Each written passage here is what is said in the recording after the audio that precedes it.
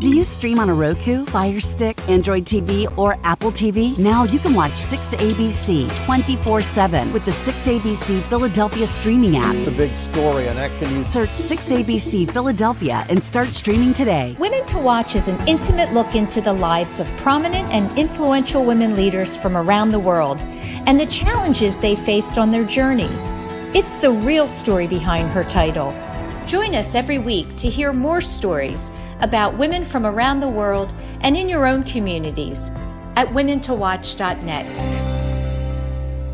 Hello, everyone, and welcome back to another week of Women to Watch. I'm Sue Rocco, and I hope everyone is gearing up for a wonderful Christmas holiday and New Year. It's a very busy time for everyone, I know. Joining me in just a moment is going to be Stacey Heuser. And Stacey is the co-founder and principal of Narrative Group, which is a creative agency. And later in the show, we're going to have a jam-packed second segment with Dr. Shailja Dixit, who's going to be joined by one of her clients or co-colleagues, I'll say, Dr. Maya Murugappan, who is a reproductive endocrinologist. They're going to be talking about all things fertility and the latest and greatest in that field. You'll also hear from Sherry Morrison, our Lifestyle Watch contributor, Carol Eggert, our Veterans and Military Affairs contributor, will be doing a segment. And then you'll see a beautiful spot from Children's Hospital later in the show as well. So now I'm very excited and honored to welcome to the show, Stacey Heuser. Hi, Sue. Hi, Stacey. Welcome to the show. Thank you. I'm so excited to be on. It's wonderful to have you. I love your background. It looks like you're in the mountains or something, somewhere. Yes. So thank you for the compliment. Somebody asked me recently if it was a fake background. So I was so honored to, but it's not. It's real. It's real. Actually, I'm in a small town about an hour and 15 minutes north of LA called Ojai. So It is a bit of a mountainous, kind of ranch style town. So yes, you're spot on. Awesome. I'm not sure where you are. Are you experiencing that crazy cold weather for California? I would say for California, yes. I would hardly call it crazy cold, but it's colder than usual. Right. But yes. Below 70. It's below 70, so we're having a chilly Christmas, I guess you could say. But yeah, that's actually nice. Yes, it's actually great. Now, I understand you actually grew up in the suburbs of LA, and I wonder if you could just describe for me the community that you grew up in. What was that like outside of the family? Yeah, so I grew up in the suburbs of LA. I grew up in a bit of an unconventional household. I say that my parents were spiritually progressive for the time. Yeah. For these current times, I think they fit in perfectly, but they were certainly ahead of their time in terms of studying with different spiritual teachers and learning about all different religions and exposing me to that work. So I was meditating before I really, I was probably in first, second grade when I learned the practice of meditation. My mom was a transcendental meditation teacher. She's a Reiki master, so an energy worker. And I grew up with this community of sort of spiritual healers and teachers and leaders, and would, sit in on these very enlightening conversations with different teachers, in California and elsewhere as well. We would travel to see different people speak. And so it was just sort of a part of my life. I didn't know any different. I didn't realize that wasn't how everybody's household was until, later on, about sixth grade. People would tell me that my mom was a witch and say, well, I don't know, is your mom going to do something, put a spell on us? She's a witch, because we always had crystals and, sage and all the things that you find today in these kind of novelty shops aren't too uncommon. People give as gifts. And I think people understand the power of these things a little bit more than perhaps, when I was young. But yeah, it was certainly unconventional, particularly for, even though California itself was very progressive, the suburbs that I lived in, it wasn't, the norm to have people coming in and out of your house during meditations and things like that. So yeah, it was quite special. It sounds really wonderful because it sounds like a very calming environment. And I'm curious how you feel about today. There's a lot of talk about incorporating yoga into school for young kids and the meditation. You know, are you seeing that? And do you feel it would be beneficial? You know, 100% I feel it would be beneficial. I think so much of my foundation as a woman, as a mom, as a businesswoman, really was set by me having this place to come back to within myself. And I think that is a tool for life that cannot be underestimated, both for, you know, for children and adults. And certainly to learn it at such a young age. And it's like a muscle that you're working and flexing. So to have the, you know, the good fortune to learn how to flex that muscle early on, it saved me from, I believe, a tremendous amount of grief and hardship because, you know, I had those tools during hard times, teenage years, figuring out my career, you know, first jobs, where I always had that place to come back to and sort of get clear, so to speak, and really be able to see things through as much of a mindful, clear eye as possible. How would you, how would, Stacey, how would you describe that? As you're talking, I'm thinking it allows you to be centered. And my feeling is when you are, then that leads to a self-awareness. And I think you and I spoke before, you know, in our introductory call about the importance of that. I think it's so important for all of us to be self-aware because then we can cope with the things that come our way. Absolutely. I think, you know, one of the most valuable ways I've heard this described by a teacher of mine, a spiritual teacher, is that your mind is like a computer, right? And your mind is programmed to look for certain things and feel certain things. And often if you're not mindful and present, the computer just defaults to a loop. So you have these thoughts that you're thinking, whether they're anxious thoughts or, you know, whether you're worried or stressed or happy, or, you know, you don't even realize how powerful your mind is and that you have all these default settings. And so it's sort of like, you know, wild horses, if you will, just running.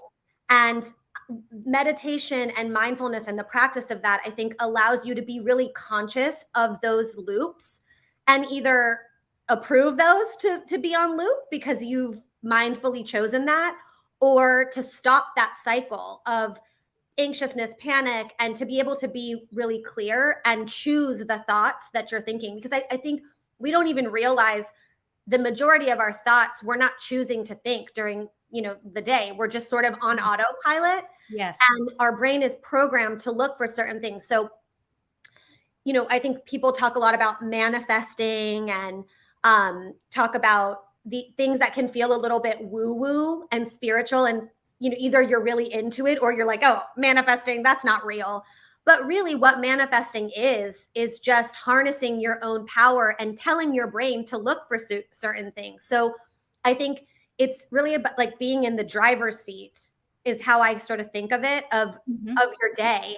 And when you've told yourself, you know, I really want to change jobs and I feel like I want to be more in XYZ industry, then it's no secret, or it's no accident, I guess, that maybe you go to a party and you happen to talk to somebody who then says, oh, I know somebody, and introduces you. And did you manifest that? Or did you just tell your brain by being mindful and present, this is what I want out of my next job. This is my plan. This is my intention. And then that showed up for you because your brain was programmed to look for that. Sort of like when you are shopping for a car and then suddenly everywhere on the road you see that car. It's not that more of those cars, it's just that you've told your brain to look for that car because you're present and conscious and thinking about that car. So I like to sort of, you know, obviously I'm very spiritual, but I like to also think of it in a more scientific way, and really, you know, when I explain it to people, explain it in a way that actually, you know, is science and does make sense, that you are constantly telling your brain what to look for. I also think it's smart to want to be able to do that. In other words, it's very much related to EQ, right? So your ability to recognize and not be thinking about the past or the future. I think we're constantly in this struggle of thinking of the past, the regrets, what happened, or the future, the worry, what's happening, and really takes us away from the present where we make our Absolutely. decisions, right? So for all the people that think it's just woo woo and silly, it's very intellectually bright to want to be able to stay there. And so how often would you say in your day throughout your profession are you in that space, and how often do you get kind of pulled into the noise? Yeah, well, I often get pulled into the noise. I think as we all do, balancing and juggling a lot of different parts of our life, as most women are. Um, I have a pretty strong meditation practice. So I usually start my days in meditation, and it's anywhere from whatever I can get in, 10 minutes to 20 minutes, which sort of sets my tone. And if I don't get that meditation in, I try to figure out a way to squeeze it in somewhere during the day. And I sort of equate it to being in a room that's messy. When you're trying to start a project in a messy room, it's overwhelming. And so Yes. it's just kind of cleaning the space and getting clear. But because, like I said, it's a muscle, I feel like, I'm really able to access that very often. When I start to feel myself go on a spin, or get down the rabbit hole of anxiousness or worry or thinking a million reasons why something isn't going to happen, I Mhm. can really go to that place. And Mm. so that's super helpful. Yeah. Um, I want to share this quote. You said, I've always taken a long view on my life and knew I wanted to be in a position to make my own rules around work-life balance. Um, and I would imagine too that you were thinking, I want to be in control and I want to be an entrepreneur, right? I want to create my own life and have the ability to be making decisions. How much did that mindset guide you out of school? In other words, your direction for college and what you were going to do landing jobs? Well, when I hear that, I know I said that, but when I hear you say it, it's so interesting because I felt that way from such a young age. And I always saw constructs, corporate constructs, or, education constructs as a bit limiting. And so from a very young age, I always knew that I wanted to chart a new way for myself and for others as well. Um, Mm. a bit of a non-traditional way of thinking about work. And so it very much guided all of my internship decisions, my jobs, the way I sort of did my education. So as long as I can remember. Yeah. And what were your interests? So were they always in the creative realm? No. I At one point, I also am very interested in health and wellness. So at one point, I thought maybe I would go down the route of, maybe something in the sciences. But as I got into the internship phase of my life, I just really resonated with design and fashion. I went to fashion school ultimately. So as I sort of tried things out, I knew that being in something creative was definitely the place for me. While I respect and love science, it really wasn't a place that I thrived. So Uh-huh. I knew pretty early on, even though I was interested in it, it might not be for me as a career. But yeah, I sort of had both sides of my brain, the science side and then the creative side, and certainly the creative side won over in terms of career. Yeah. I think so much about how, well, first of all, I think there's been major change in every industry with technology, but there's also been a major shift and pivot in every industry since COVID. Yeah. And when we come back from the break, I want to talk to you a little bit about how, what's been different for you as that, running this creative agency that's been difficult since COVID, and of Sure. course the virtual, jobs, etc. So think about that, and we'll pick it up there when we come back.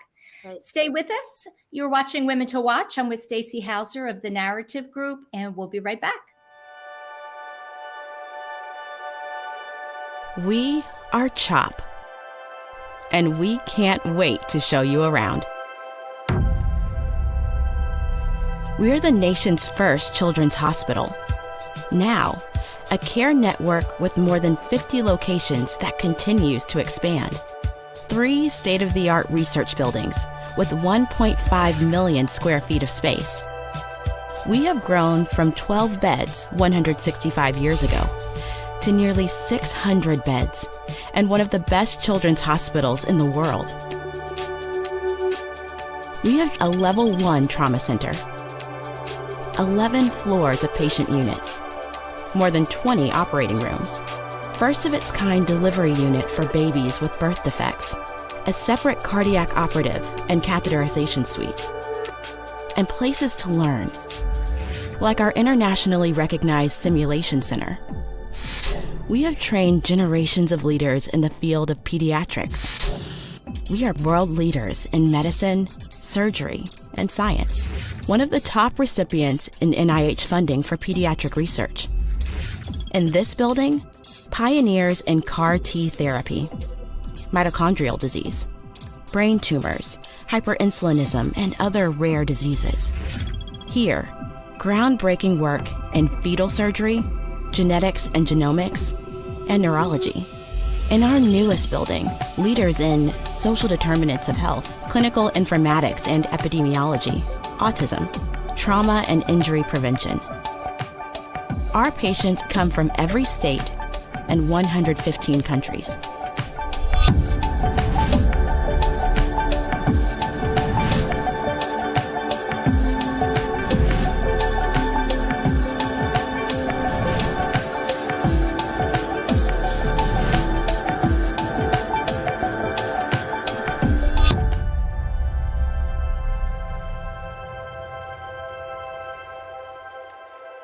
Meeting these challenges requires the best and the brightest.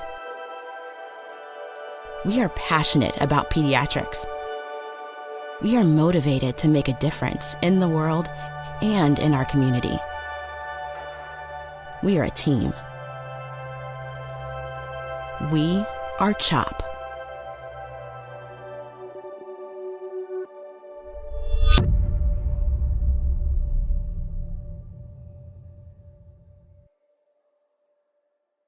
Do you stream on a Roku, Fire Stick, Android TV, or Apple TV? Now you can watch 6ABC 24/7 with the 6ABC Philadelphia streaming app. The big story, and that can use. Search 6ABC Philadelphia and start streaming today. Hi, welcome back to the show. This week I'm speaking with Stacey Heuser, the co-founder and principal of the Narrative Group, which is an award-winning creative agency based in California. And I was thinking about, first of all, 2 questions I have for you. 15 years of leading, an agency with great success. I'm curious, what sets you apart from others, and how has it changed in those 15 years? How has communications specifically changed in a big way? Mm-hmm. Well, to the first part of your question, we are women-led, or we're women-founded, women-led. Our whole leadership team, with the exception of one, are all women. So I have a co-founder who is a woman. So I think what sets us apart is our culture.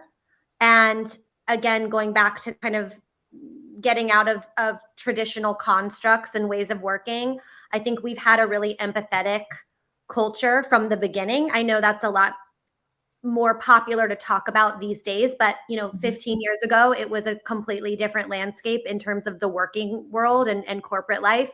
My co-founder and I, we were not mothers, we were not wives yet. So we were young and in our careers as well, and founding this agency and bringing on employees. We chose very early on to have a culture that supported mothers, supported other interests other than just working at our company. So very early on, we were a big proponents of having people do things on the side and keep kind of their interests. And I think there was in the corporate culture at the time, it was very much like, you work for us, you spend all your time here, you know, we get everything out of you. And we always wanted to create a place where we had well-rounded, interesting, well-rested, happy employees. And so that's just been such a part of who we are for so long, that I think our company culture really sets us apart, especially in the agency world, which can be quite a grind. Yes, demand. Yeah. Right. I have my daughter's in that space, so I know the hours sometimes. Yeah, the hours late into the evening. Yeah, late into the evening, holidays, and you know, you're really always sort of at the mercy of your clients, right? So as much as we want to create a great culture, we also have clients that we answer to. So, you know, we wanted to sort of balance that out by creating a place where people felt seen and heard and supported in whatever phase of life they were in, whether that was right out of college or whether that was, you know, having older children that were going away to college. And there's every phase kind of has its own needs. Yeah, you're obviously it's okay, but it just makes me laugh because it's so representative of your life. Yes, I'm so sorry. I'm trying to notifications coming in. You'll have a lot to catch up on when we're done. Yes, I'm trying to get the ding off, and it's everything I turn off, it like pops back on somewhere else. I'm like, oh, yeah, it's okay. We'll go with the flow. Okay, great. Sorry about that. And then to answer the second part of your question, in terms of how has communication changed, I mean, I feel like it's changing every 6 months.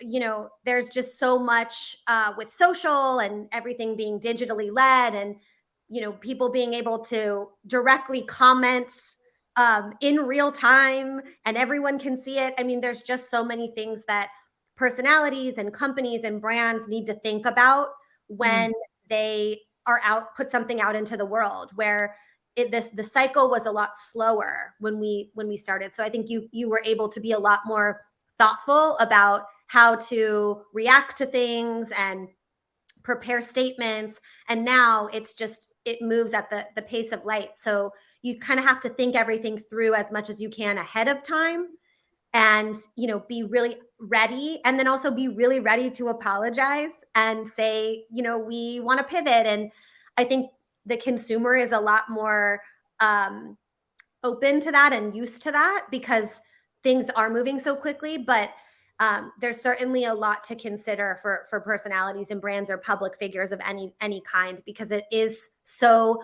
democratized, you know, people being able to say their opinion, which I think is good and bad, you know, so it comes with pros and cons. And, you know, we've had to change with that. Yeah. Would you say, you know, I think that makes it hard. Again, the speed of information and even news in the news cycle. So is that something you're good at? Do you think quickly? You know, do you process language quickly in communications? Yes. I personally, I think it's a huge strength of mine. And I think also the way to work in this industry, to be on the forefront of, on behalf of a brand, a personality, you know, whatever it may be, you really have to be able to think on your feet, and not only for whoever or the person or brand you're representing, but also be scanning the landscape at all times to kind of see what you're up against and what other people are saying, and, you know, what the temperature on that topic is. So luckily now there's tools and things to help us with that, to measure sentiment and to kind of understand what's bubbling up, which I think is also a huge, you know, oh my God, I'm so sorry. A huge innovation here in just with having social and digital tools to be able to scan, you know, kind of all the news outlets and social. But yeah, it's certainly, if you're not able to think on your feet and you get flustered, it's not the profession for you. Yeah. Well, I would imagine your upbringing is tied directly to that and your ability to just, okay, this isn't going in the direction we had planned. So we're going to, we're going to go in a different direction and not kind of get emotional and flustered. One of your greatest accomplishments and success stories is you now have a parent company. You sold the company to another. Tell me, when did that happen recently? So we sold in 2017. Okay. And we were in a contract and earn out for anyone who knows how acquisitions in an earn out work. But usually in a service business, you're in some kind of contract for at least, 3 years on the low end to 5 years, just so that, because you are the company, Correct. people are Yeah. buying what you're selling, so to speak. And so, just to make sure that everything was secure and there was a succession plan for myself and my co-founder, which we're both still at our company and running our company, but Mhm. we don't own it anymore. It's now fully owned by a parent company, which has been a fantastic thing for us to go through. And being a woman selling my business was something that I feel incredibly proud of, and it was Yes. a huge accomplishment. Yeah, it must have been bittersweet because you build and build and build and create, and it's your baby, and then someone else owns it. It must feel strange. Yes, the thing that feels strange is that I think more so even than somebody else owning it is that when I hear somebody talking about our company and they don't know that I'm associated with it, which has happened because in our industry, it's a small industry. So to hear somebody talk about something that I created that's out there in the world and Yes. not knowing that I created it, and just to hear that it's like its own living thing that doesn't Mhm. need my, because for so long when we were building it, it's like a baby. It needs you to feed it and to grow it. And now that it's kind of on its own and it's living and breathing, and it, obviously I believe that me being there makes it better, but I could leave and it would be just fine. That's very strange. It must also, I have a 7-year-old daughter, so it must also be what it feels like to have a child like leave the house. And Yes. that I kind of feel like Oh, it's it's so hard. you're so proud. I'm sure that the pride, and you want that.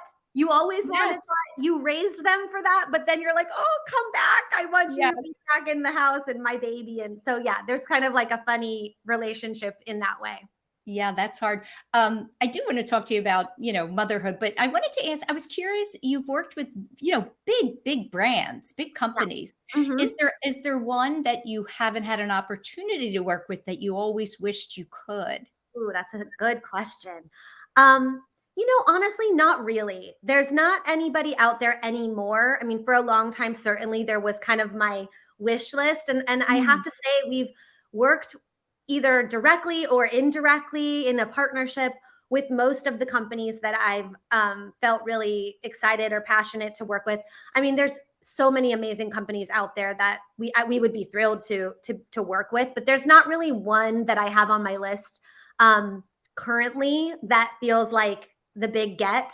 I think the women's health space is a really interesting one, and I Mhm. like that space a lot. I think there's a lot of innovation and disruption, much needed change kind of happening in Mm. that space. And I am excited about the space, but not necessarily one particular company or I know brand. that you're very invested in, women-led companies, and you're investing yourself. It's interesting. Later in the show, one of our partners is Curio Digital Therapeutics, and we're going to have a segment with Dr. Shailja Dixit, the founder. Um, did you want to talk about a company that you're investing in that, perhaps you're proud of, or there's something exciting happening? Well, it's not quite launched yet. So Okay. soon to be launched, healthcare app for women's sort of health education, and it's been out in a different in real life pre-COVID. It's called loomhq.com. Okay. There's a sign up for it that you can get on the waiting list to get updates, but I can't say too much about it, but what I will say is that I think health education for women is such a important topic. And I think women being more literate about your body and your healthcare produces tremendously better outcomes. And I think there's a tremendous amount of research to show that often women's needs are, or historically have taken a backseat to, maybe the general population, which was men. And so I think, the space is something that I feel very passionate about. And I'm very excited because I know about several other companies that are about to launch in 2023 and beyond, where I think we're really going to close the information gap, at least in terms of providing women with more tools when they see their doctor, or to diagnose, or to just know what to ask for. Yeah, exactly. Right questions. Absolutely. And, we both know that women's health is health for the planet, right? Absolutely. I mean, it really is.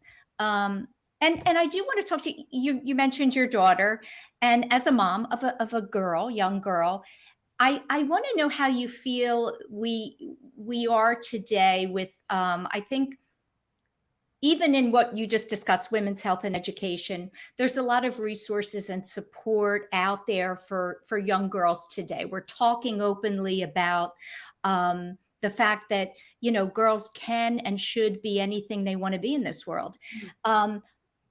I want to ask you, what do you worry most about as a mother raising your daughter that's out there in the world? And what are you most hopeful for because of the steps and strides we've made? What I am most worried about is social media. Oh, it is such a tricky one. My daughter's 7, and she's not obviously on social media. Or doesn't have any screens or devices. She's too little. So Good. my husband and I are very aligned on. We live in sort of a kind of hippie town, and she goes to a very progressive school where there's a lot of outdoor education, very much back to nature and things like that. So those are things that, just based on my beliefs about being on this planet and us being just a part of nature, I think those things are very important to me. And I think there's nothing that disconnects us more from that than this, which is double-edged sword, because it does allow us to connect with people in a different way. But in terms of connecting with ourselves, so much noise about what other people are doing in comparison, and sort of people presenting things that aren't necessarily real, and not having the emotional maturity to understand that. So I think social media can be really problematic for young women. And I'm hoping by the time she gets a little bit older, there may be kind of a movement, in the other direction. I'm seeing that with this younger generation, that they're sort of not wanting to be attached to a phone or be accessible, or, put their whole life out there. So I'm hoping that we trend in that direction, because again, she's 7, so I have the ability to pull strings now, but I know, as the years go on, she'll want to make her own decisions, and it might be a little bit more of a headbutt on that. So yeah, social media really worries me. And what I'm the most excited and optimistic about is this younger generation seems to have a whole different level of commitment to cause. Yes. So I really am hopeful that it's a lot more about the greater good, and a lot less of like the me that we've seen in previous generations. And so I'm really hopeful. I think we're heading into a time when these younger people are going to make a lot of change, and I'm really excited about that. And I really hope my daughter is a part of that. And I'm sure she will be. She's going to get that from you. I mean, you're teaching her by example in everything that you do. Right. My guess is when you're working with clients, there's what's today that was not years ago is this corporate social responsibility. So companies they really have to have a cause, find something that's important to them as a company, that where they want to give back rather than just the bottom line of their products. And do you enjoy that part of it when you're trying to help a company put that out there, get the right messaging, promote it? Yeah, I love that piece so much. And I think, as you mentioned, you're completely right. It's sort of become a non-negotiable. Like it used to be, let's pull in a charity, or let's donate 10% and say we did. And, it was more for the box check as opposed to really figuring out what is in the DNA of a company in terms of what makes sense for them and what they can really do as far as change. And so I think that's exciting because, I think we all very much recall the summer of 2020 where there was a big shift in the world, and people, as I mentioned earlier, with social have the ability to call you out, so to speak, very publicly. So something we work on with our clients is doing a lot of kind of exercises around, if we say we're going to do something or we say we've done something, we better make sure that any layer that anyone pulls back, that it's not exposing that we're overinflating what we've done, or maybe we've done 2% of that mission, but we're trying to say we've done more. So, just really being transparent and and deciding if it is your place to speak on something. Because I think everyone's reaction at first when we had this sort of big kind of shift, cultural shift, was to comment on it and to say, well, we stand with so-and-so. But then it really became, well, do you really? And can you back that up? And so I think it's an exciting time. Yeah. And not only that, as you said, really find the right cause for you. Don't just pick one to say you did. There really is a way that you can have impact, and it's the right, way to do it. We just have a minute left, and I would love for you to leave our viewers with, I just love your groundedness and your outlook, and your optimism. And so for the women that are watching that perhaps are struggling in some way in their career, just leave them with, a bit of advice, something they can walk away with. Yes. I would say it is never too late to make a change. Every single moment is an opportunity. And my best advice is to find some kind of practice that allows you to have something you do every single day to come back to yourself.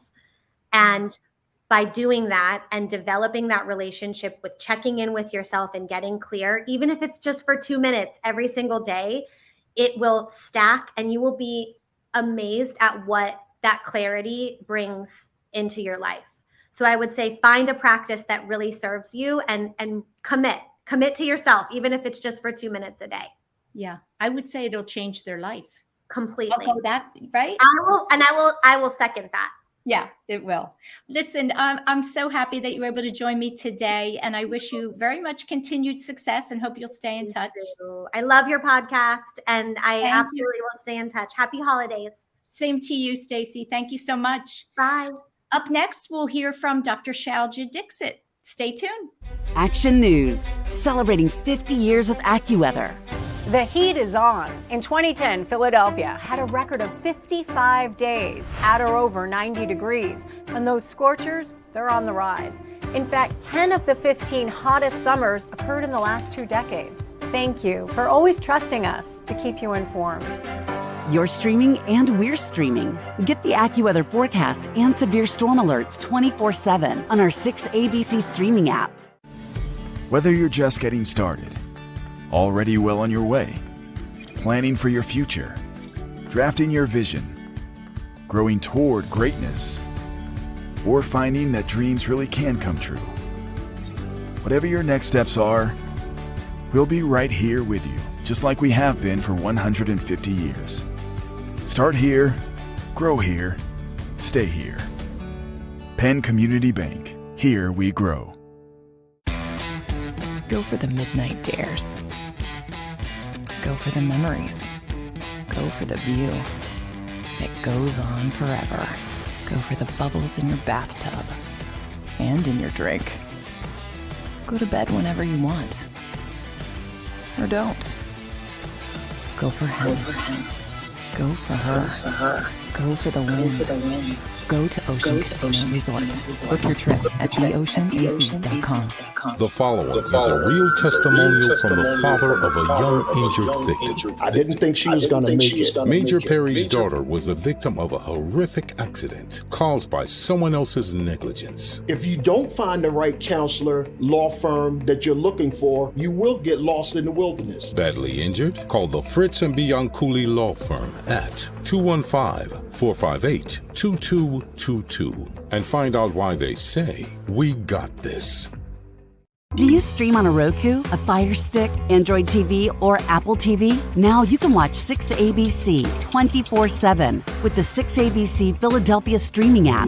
Watch Action News live, The big story on Action News tonight. plus special programming, breaking news, and severe weather updates. Tremendous amounts of rain. Always on, always the news team you trust. Watch 6ABC 24/7 on your streaming device. Search 6ABC Philadelphia and start streaming today. Hi, and welcome back to the show. I'm very honored to have with me this week Dr. Shailja Dixit, CEO of Curio Digital Therapeutics. And with her is a colleague, Dr. Gaia Murugappan. Murugappan. Did I say that right? I don't think you have your sound on, Gaia. One sec here. There we go. We can Can you hear me now? Yes. So welcome to the show. It's great to have you both. Dr. Gaia is a reproductive endocrinologist, and I thought we should just take a moment to have you introduce yourself and tell us a little bit about your work. Sure. Hi, everyone. Nice to meet you. I'm Dr. Gaia Murugappan. I'm a specialist in reproductive endocrinology and infertility. I work at Spring Fertility in Silicon Valley. I feel so fortunate. My job as a fertility doctor, enables me to empower women to understand their biology, understand what is female fertility.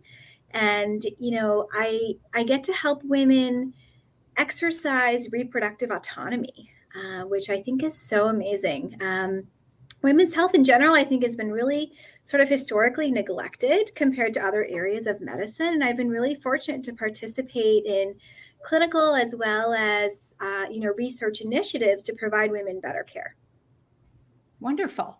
And Shailja, I thought maybe how did the two of you connect? Yeah, thank you, Sue, for inviting us back again, first of all. And thanks, Gaia, for joining. As you know, Sue, our company, Curio Digital Therapeutics, focuses on women's mental health.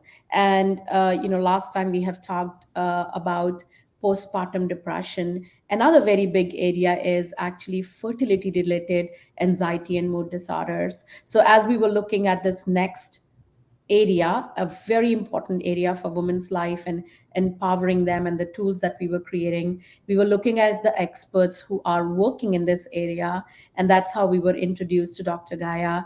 And we are very fortunate that as we are developing the support for emotional journey, we are working with her to understand the journey of the women as they are thinking about the fertility treatment and what are the obstacles, challenges they face, and how a tool or a company like us can help patients, but more importantly, even providers, because I'm sure Gaia will talk about, how the burnout and other aspects are also a challenge. So we have a dual goal, support patients, and empower women, but also support providers like Dr. Gaia here to give them the right tool, to run their practice and something so important in women's life. Yes, there's such a direct correlation between women going through fertility and their mental well-being. Gaia, can you talk about the current state of fertility and what's happening? Absolutely. Fertility treatment, I'm obviously biased, is what I do, but I think it's really fascinating because, sort of the arc of development of the field has been tremendous compared to many other medical specialties. The first IVF baby was born in 1978. And the subsequent decades have really seen some really incredible advances, mostly in the IVF laboratory, in our ability to fertilize eggs with sperm and then freeze both eggs and embryos, as well as performing genetic testing of embryos before they're implanted in a woman's body. The other really amazing thing we've been able to do is something called fertility preservation, which can be done for both medically indicated reasons as well as elective or planned egg freezing for women who are choosing to delay childbearing. It's no longer considered experimental and has significantly increased in utilization in just the last decade, which has been really fun to see. When I was first training, egg freezing was actually experimental. So just in the short course of sort of my career, it's changed a lot. And, I think, while fertility treatment has made it possible for us to create families in ways that really previously were not even imaginable, I think things that are coming to the forefront now are sort of topics of thought and consideration. A lot of those are sort of legal and ethical concerns that are making their way to the forefront of the field. So, in light of our current political climate, we find that there's actually very few laws that govern or protect patients who are pursuing fertility treatment. There's also ethical concerns that arise sort of hand in hand with what we do. For example, concerning the anonymity of somebody who's donating eggs or sperm to a couple, and whether that really can be protected in this era that we are in of direct-to-consumer genetic testing.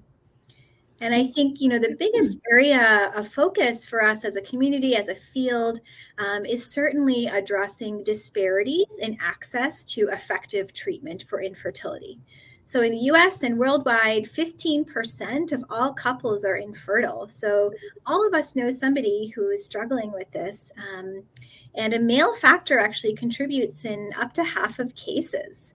So despite, this incredible prevalence of infertility, current estimates are that only about 20 to 30% of couples who are infertile are actually receiving treatment. So the bottom line is, for individuals and couples who are unable to conceive, this is honestly, it's a health and it's a life crisis. And infertility has really far-reaching effects for a person, a family, a community, can cause an individual to be ostracized or stigmatized, and has a significant impact on mental health. How would you say, what are you seeing the effect is on the partner in the couple's situation? Yeah, it's so interesting. So, I think we put most of the focus on the woman, because of course, it's not fair, but the woman in a heterosexual couple is, bearing the burden of the physical aspect of the fertility treatment. But men bear a very significant portion of the emotional burden that a couple is going to go through.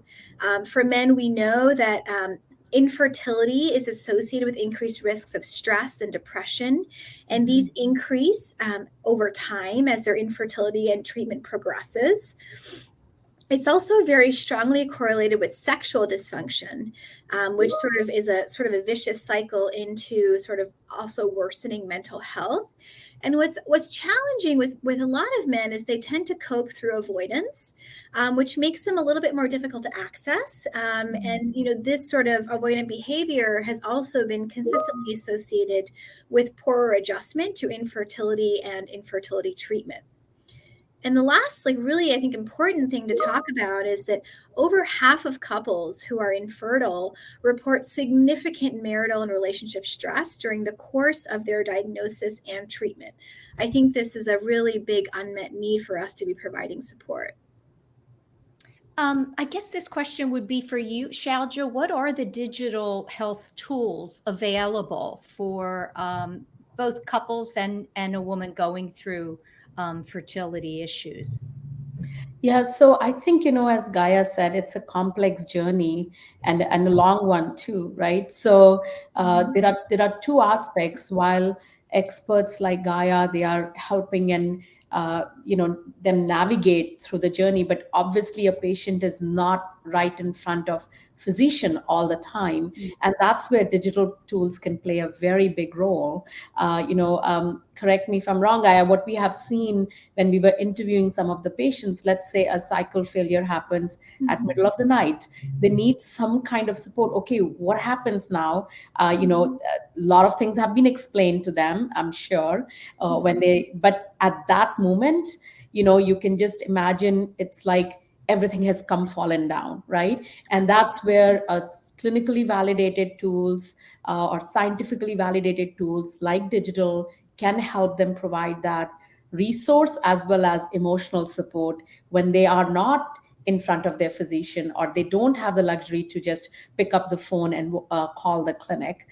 So I feel that digital tools can be that fabric and connector that can not just strengthen that relationship, but provide the educational, emotional support, while in between care, augment the support that is being provided by the clinic and play a very important role. I think in one condition more than any, fertility is one area where digital tools can play a very important role, working along with. We never look at digital as in any shape or form replacement to the care today. These are meant for augmentation and strengthening the relationship between the care team and the provider and the patient itself. So that's where I feel that digital plays a really big role. And educating the partner. We talked about this male factor. That's another thing. I'm oftentimes, a male member is the one who's, or partner is the one who's not coming to the clinic all the time. So this is also a very good tool to provide education to them that how do they deal with this entire situation.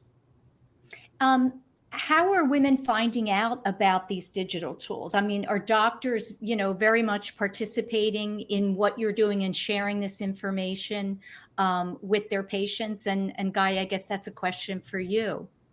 Yeah, that's very much the goal. And we're, working together, honestly, to start sort of implementing these tools in our clinic. I imagine there can also be sort of some direct-to-patient marketing. And yeah, I agree with that, Sue. That's exactly, but I would put that first one that Gaia said as our top priority, which is coming from the provider, because at that moment when woman is going through her journey, the person they trust the most is actually their provider, right? Yes. And we are there to support their trusted partner, which is the physician here, right? So we would like more and more women to know about it from the provider practice perspective.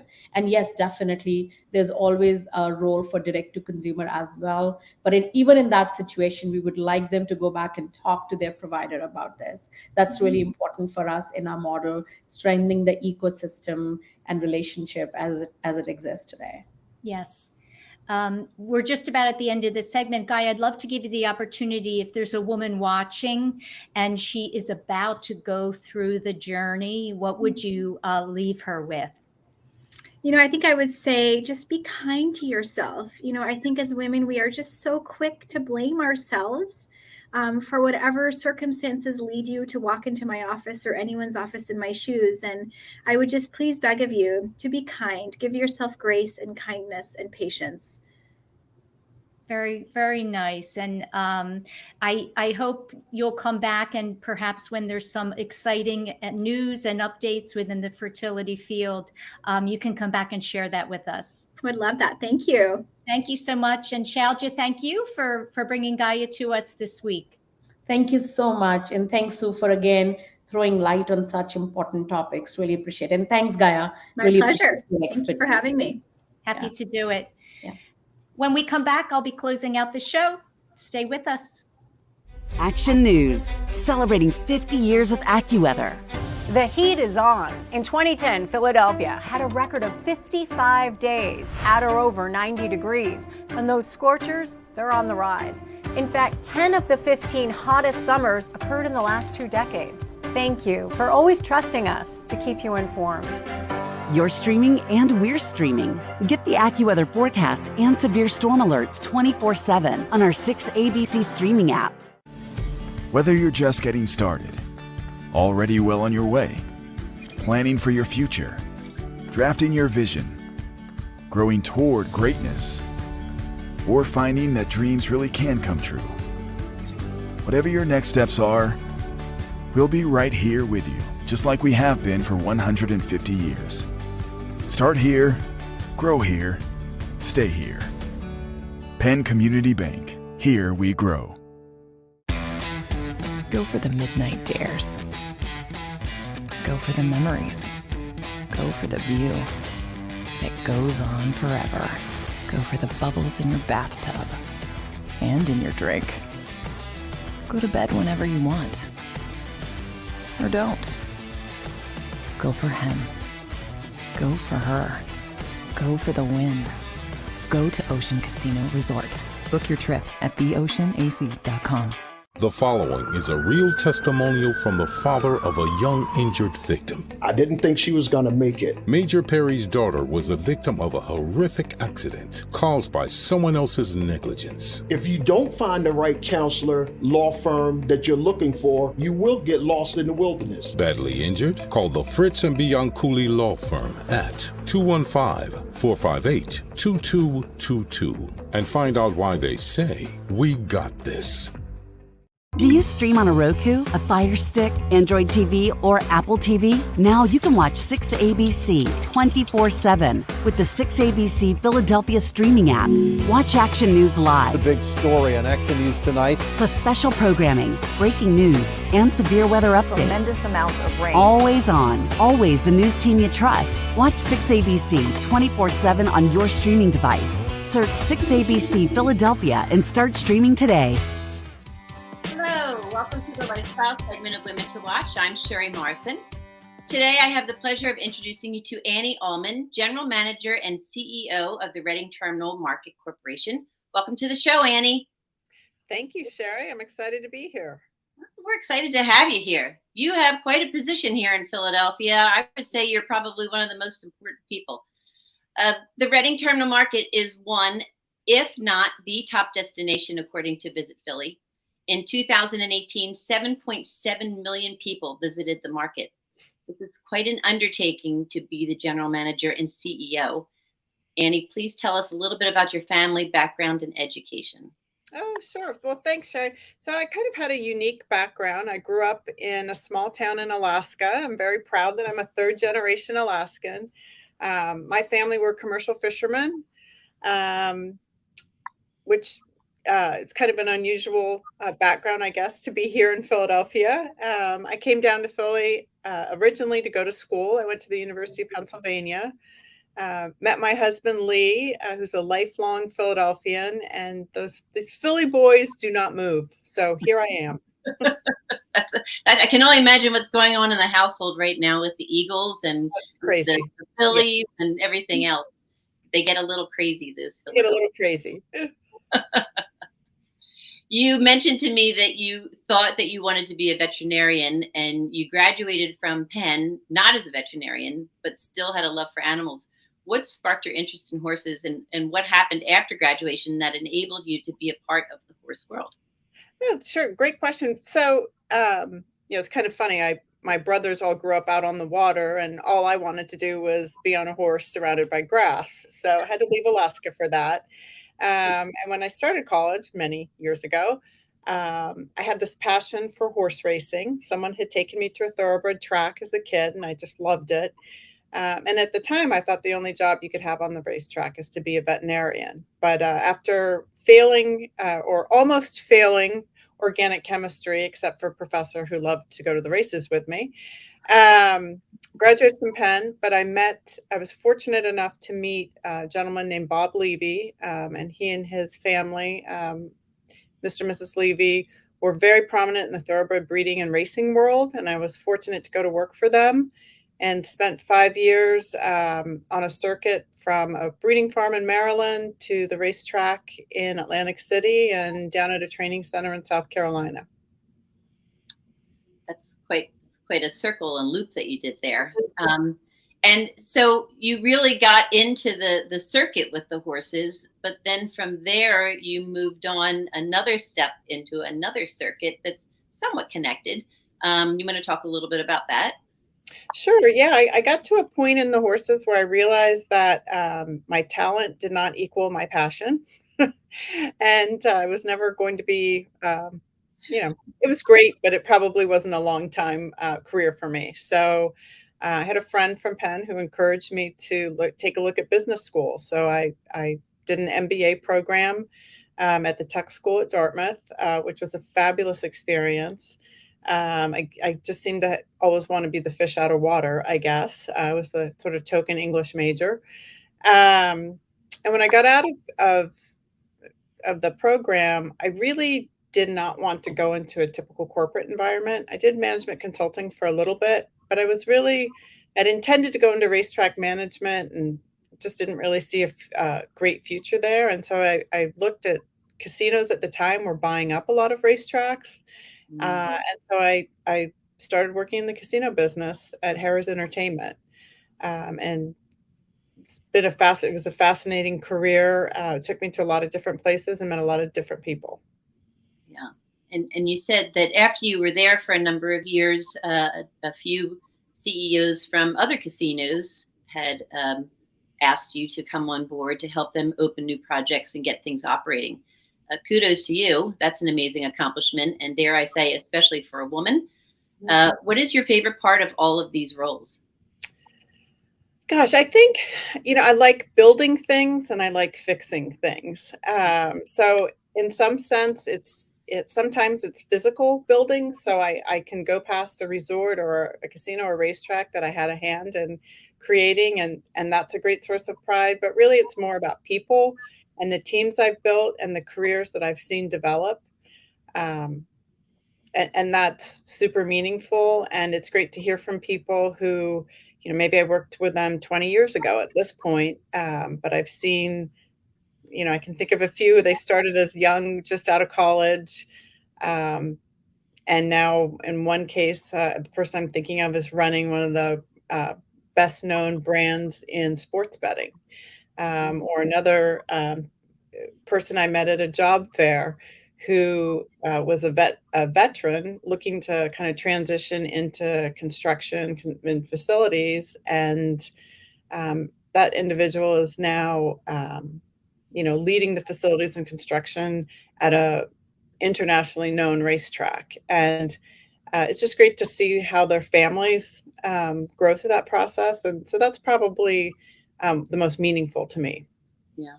Yeah. You sound like you're the queen of operations. Yeah. Okay, get your toilets and trash cans right, and everything else falls into place. I understand that completely. So how did the whole Reading Terminal market opportunity come about? Sure. It was kind of a fluke, really. I had come home from opening a resort or being part of an opening team in Boston, but my family had always stayed in the Philadelphia area. And I had come home and for once wasn't on a project, was home during COVID. And I read an article I think it was in the Philadelphia Business Journal that the current general manager had left and talked about those kind of struggles that the market was going through at the height of the pandemic. And I thought, that's interesting. And I'd really like to have a job that I was in Philadelphia instead of traveling all the time. And reached out to some folks, did some research of who was involved with it, and reached out. And I probably should have asked a few more questions. But 5 weeks later, I was here at the market. Well, good timing, I guess. And I'm sure they really needed somebody. What a terrible time. You started the beginning of COVID. This was like difficult for not just the Reading Terminal market, but every vendor or every merchant that's there, especially the food and hospitality industry. Most of these merchants have been locals and they've been in the market for a really long time. They're fighting for everything they have. So there were so many things for you to focus on to keep the market and the businesses going. It was confusing. There were mixed messages being sent out to the public. The world thinks everything is shut down and the market and its merchants are essential, so it's open. And people just didn't realize it. And the other thing they don't realize is that the Reading Terminal market is a nonprofit. So most of the staff was let go. How do you keep up morale? What are the key things you focus on to keep the market going? I think when I first got here, first of all, we have incredible merchants, right? They are small, family owned. They're very passionate about their business. In some cases, they've been here generations. In other cases, this is new. We have folks who literally had just launched their business, but their entire life savings into something only a few months before COVID hit. So I think really just coming in with a very clear point of view of what needed to be done in the short and medium term, to get the market. I'm all about cleanliness, safety, and accessibility. Very simple basics that we needed to nail. And then to just get that message out there that we're open, and a consistent message. We're open 7 days a week. We're here to serve you.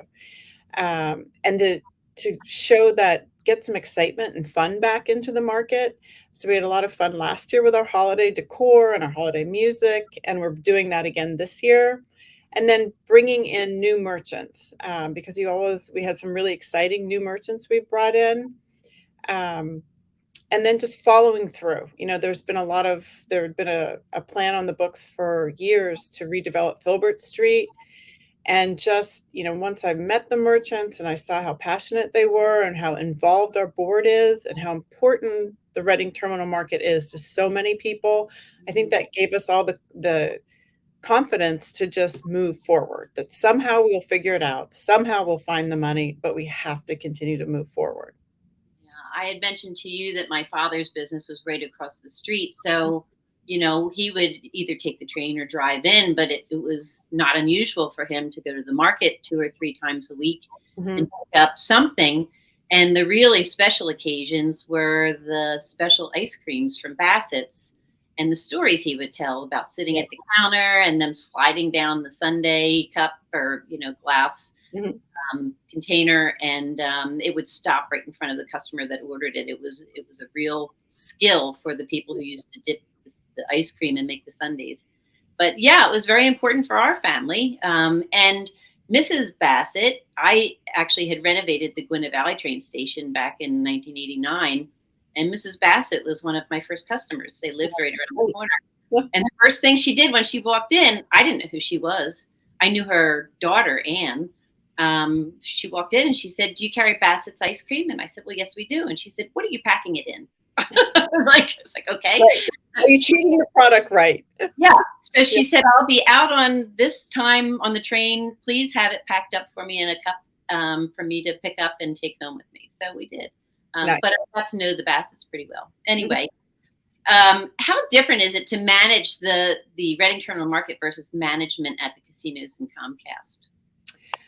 So, we are a nonprofit, and that's something many people don't realize, that it's a nonprofit and a non-compensated board of directors that are overseeing this incredible institution for Philadelphia. And so our motives are different. I'm not here to make shareholders wealthy. I'm here to protect and grow and honor the mission of the market.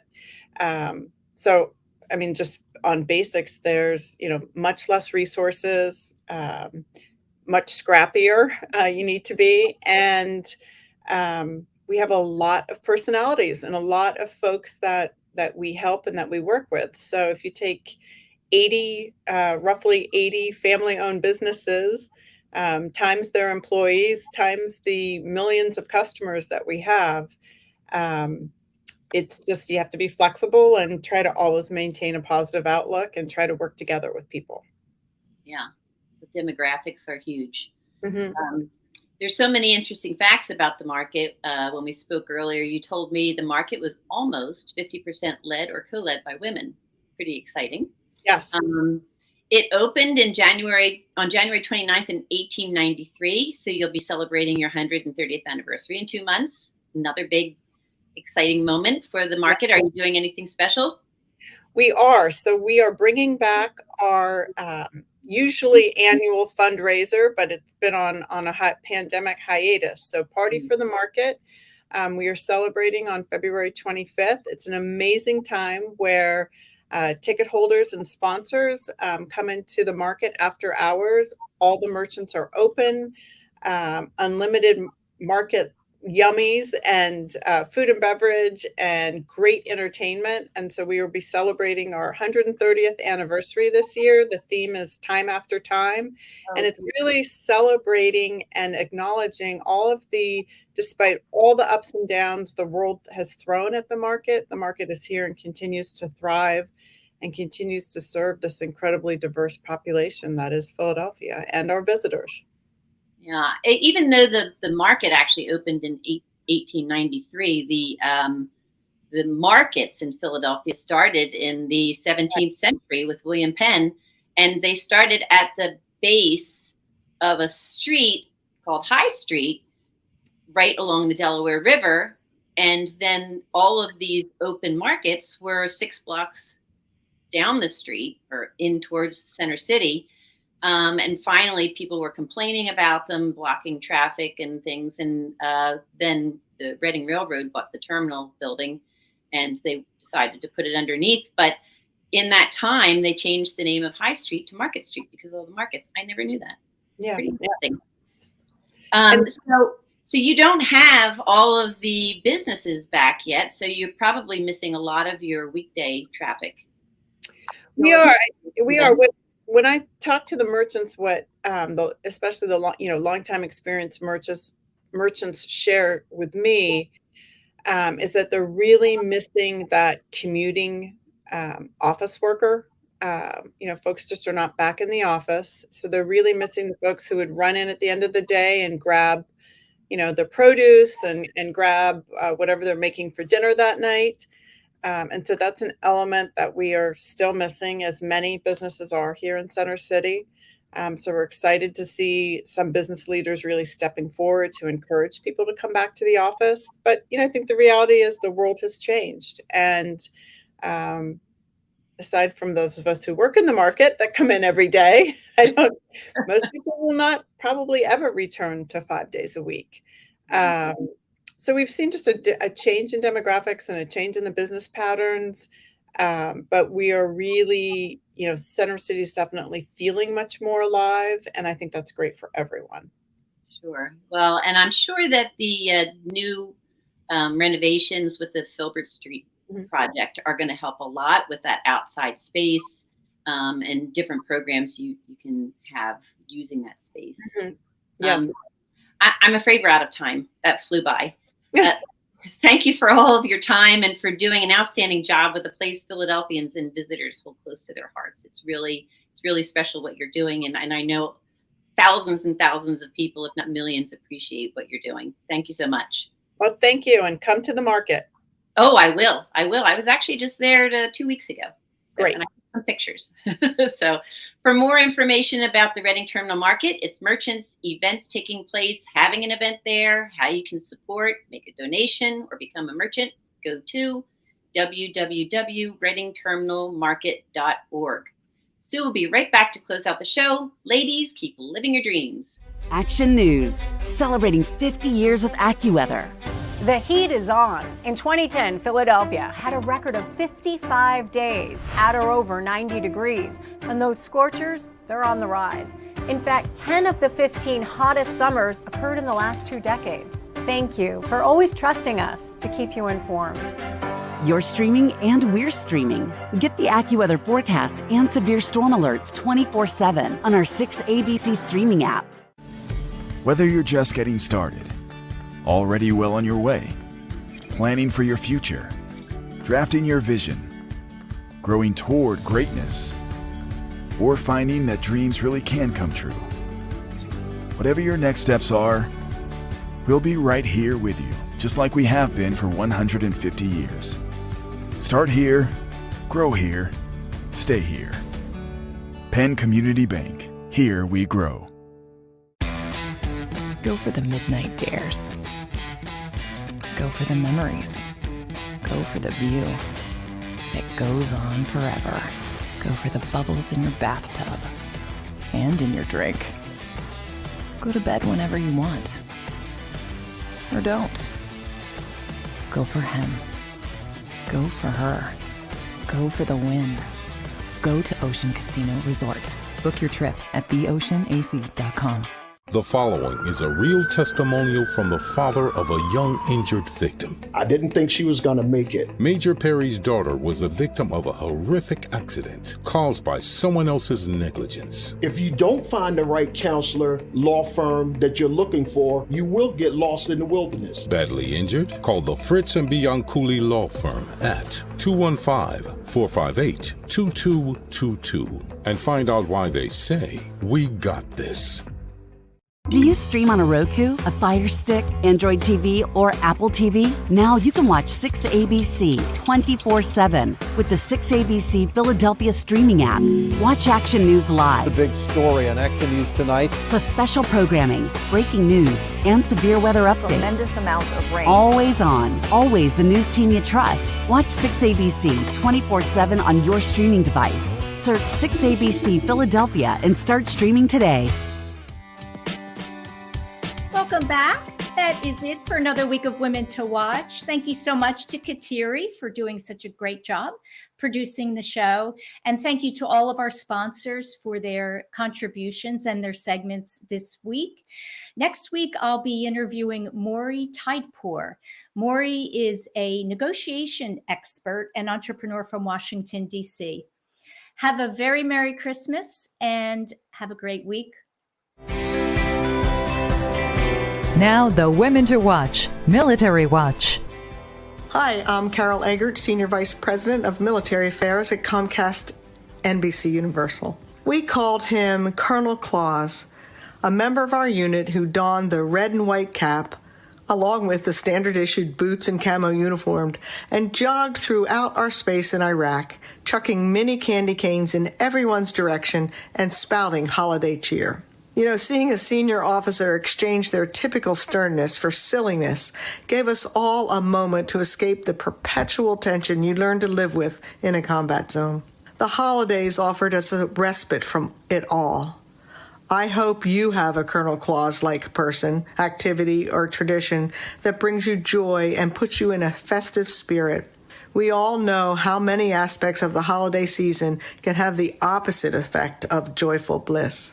As we celebrate this wonderful time of year, many of us in the military community are thinking of our brothers and sisters who cannot spend the holidays with their loved ones. We cannot and will not forget that there are tens of thousands of them throughout the world working to keep our country and others safe. From all of us at Comcast NBC Universal, we wish you a happy and safe holiday season. We could do a summer party. It's the weather. Can we do this show outside or on the roof? Weekdays at 9 on 6ABC.